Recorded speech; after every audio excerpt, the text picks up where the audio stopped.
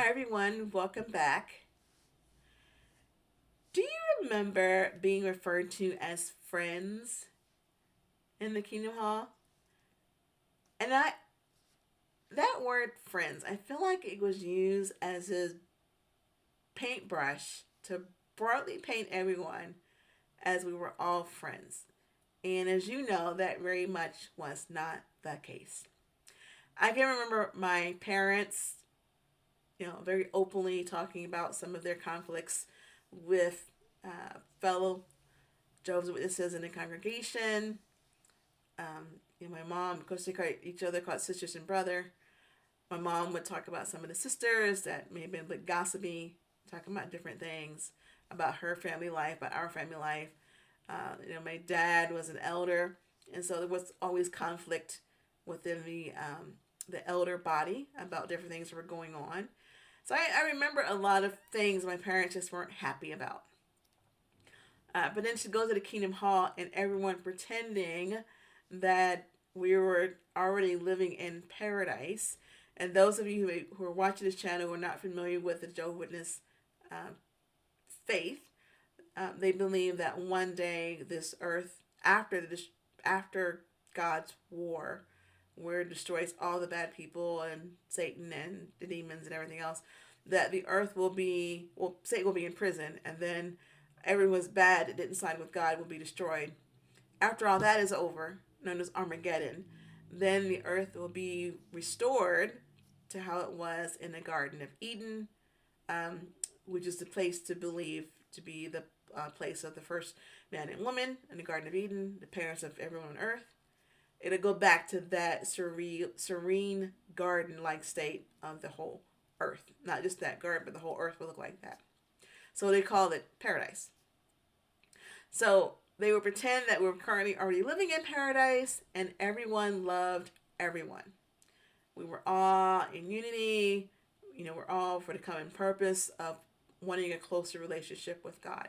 And that was a premise for them referring to the whole body as friends. But everyone wasn't a friend. It was just a label that was given, a reference point.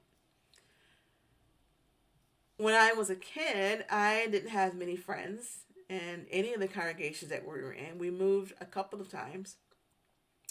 And I desperately wanted friends. I was the youngest child of six. There was a great age difference between myself and my youngest brother. It was 8 years difference.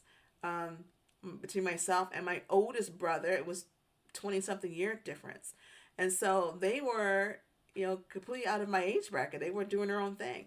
And so I felt growing up as a single child because my siblings were older.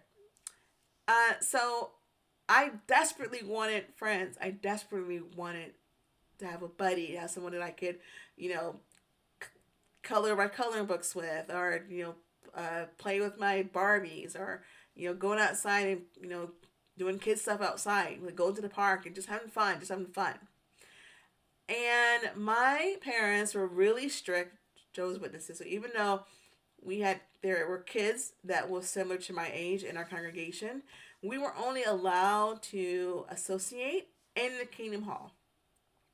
And I think maybe I could think of a couple of friends that came over with their parents and we played a little bit, but I didn't have like a friend where your mom drops you off or they get dropped at your house and you play until one of the parents comes to pick you up, or sitting together during the meetings or when we go to the assemblies.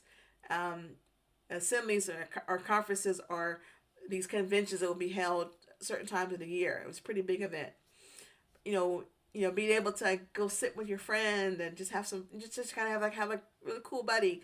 I never experienced that, and I desperately, desperately wanted that because I would see other kids do it. As kids in school, they had their friends would come to their house after school. The parents knew each other, and they would come back to school and talk about like, yeah, so and so came to the house last night, and we watched a movie or whatever it was they were doing, and it was I craved that, and I never got to experience that.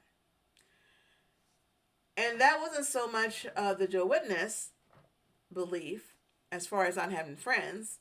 It was the Jehovah's belief coupled with my parents' own issues that they had. But still, just craving so much for the experience of really wanting friendship. And so when I would see it happen, like it was in a congregation, I would see some families who were, they were, some were actual families, just bigger families, and so they naturally stuck together. And the other families, they may have been in the same type of profession, or they worked at the same jobs, but they had some kind of shared experience that naturally brought them together. And it wasn't everyone, just you have pockets, right?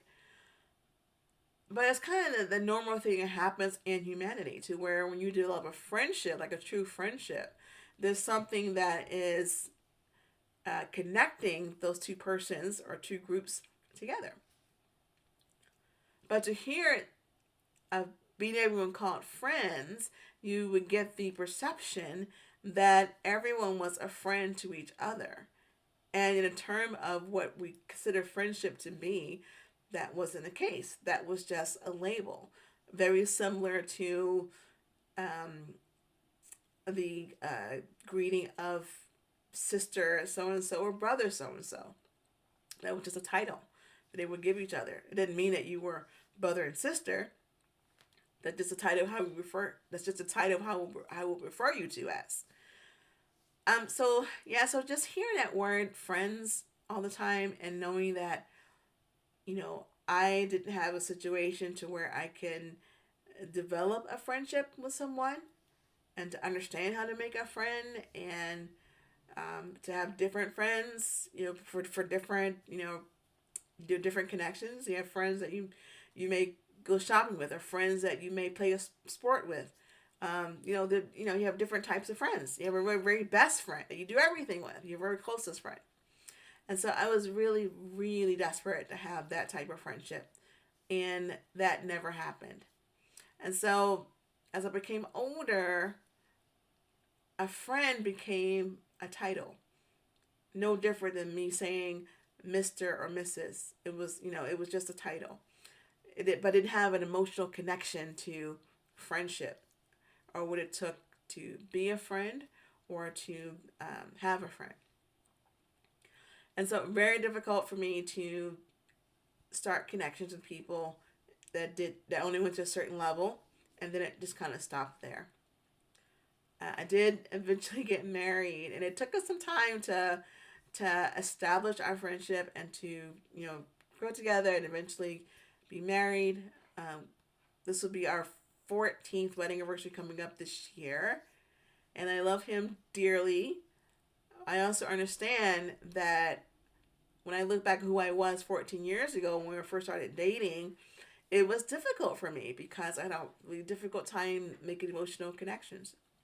And, something that's happened over time that we've had developed. And so, thankfully that, so over time we became to love each other like any relationship, but I'm very aware who I was 14 years ago of being that person who had a difficult time with, starting and creating friendships. So creating friendships now, even at work, it's I'm getting better at it.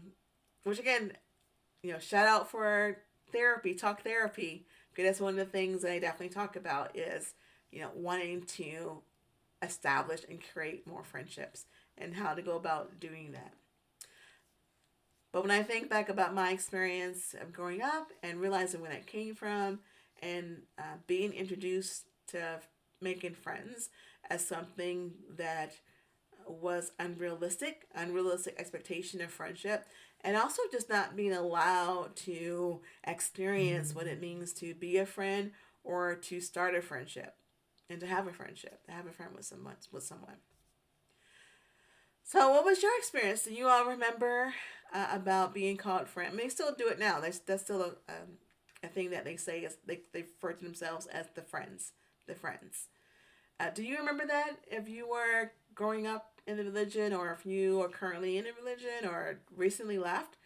Just about that that categorization of everyone being a friend, but we all know that's not realistic because of how friendships are developed. And what were your thoughts about that? What is your experience? And do you have any friends um, that were doing this? Were they like really like a true friend, not just a title, but an actual friend that you have right over for dinner, or you out to the movies, or you do stuff, or call each other, like stuff that friends do. There for each other when they need you, or when they need you to be there for each other in times of difficulty or in times of support, or whatever a friend needs, and doing those types of things. But that's my experience of friends and understanding about that term friends, and still learning about friendships even now. Well, that's what I wanted to talk about today. So I hope it was meaningful to you. You have any comments about that, please leave them down below. And I read all of the comments, and I look forward to if you have any. But until next time, be a friend. If you haven't don't try to make a friend, or understand what your feelings are about friendship and where that comes from. But until next time, have a great day, and I'll see you in the next video. Bye, friend.